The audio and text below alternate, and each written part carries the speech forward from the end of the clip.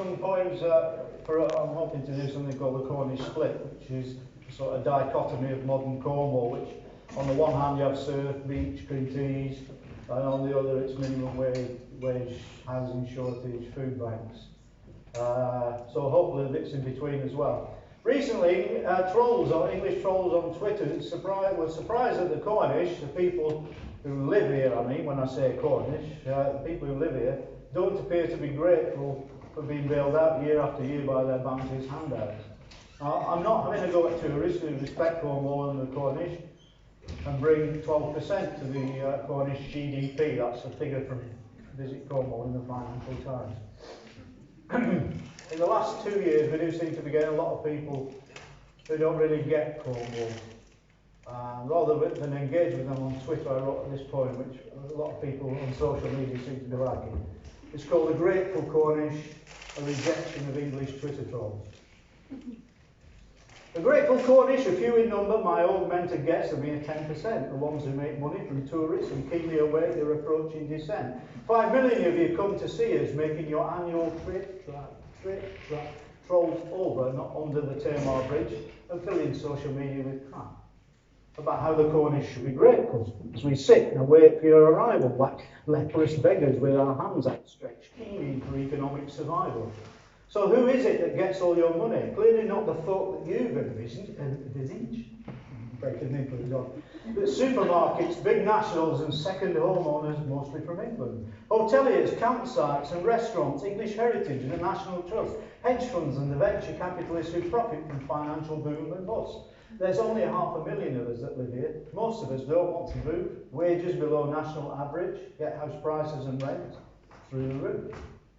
Just as everywhere else on this isle, 90% do the same jobs as you, like driving wagons, buses and taxis, Amazon, Yodel and Deliveroo. We stare bleary-eyed at computer screens, civil service and data collection. We police both the town and the country. Our kids sign up to fight insurrection. We work the land, picking fruit and flowers, risk our lives at sea to bring you your fish. We serve you beer, wine, cocktails and spirits and expertly cook your favourite dish. We tend the gardens, the parks and the greens, sweeping the streets to clear littering sins, doing our utmost to keep Kerno clean, recycle and beat the gulls to the bins. We teach at nursery school and college. School mums and dads when they're late for the bell, we're accountants, lawyers and journalists. Musicians, artists and poets as well. We fix the electricity and gas and dig to keep utilities flowing. Just the same jobs as you. I hope by now you'll see where I'm going. We clean second homes and holiday lets. We work in shops here to serve and assuage. But unless we actually own it, then all we'll get is a minimum wage. We heal the sick and then nurse them better. And we care for both the young and the old. We place value on our opinions and raise our hackles whenever we're trolled. 90% of 500,000 won't benefit from a single penny.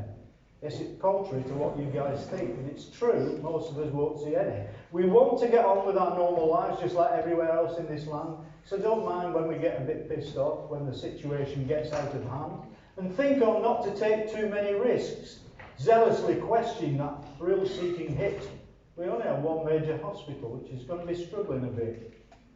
Those prices you pay that fill you with rage on the buses for coffee or ice cream are the same that we pay throughout the year. There's ever a cost to our Cornish dream.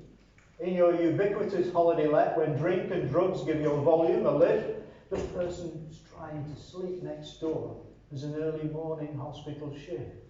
It's like trying to get on with your work while sat in a child's jungle gym for hours, or hoping for an ordinary life in the queue for rides at Alton Towers. How welcoming do you think you would be if the world and its wife came to visit your town with enough room to spread the load, proper sized roads and the choice of exit? How much of our cash do you think you'd see to put up with such long-lasting hindrance? Would you bear the hardship with stoic grace, or wave us off with a grim good riddance?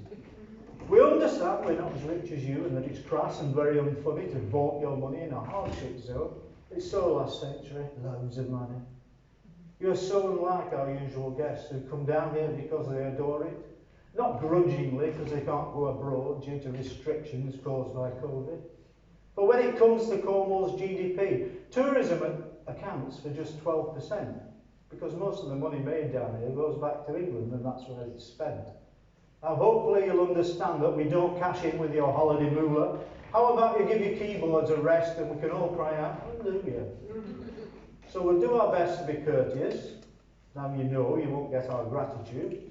Best regards from us, the 90%, all hoping for a better attitude.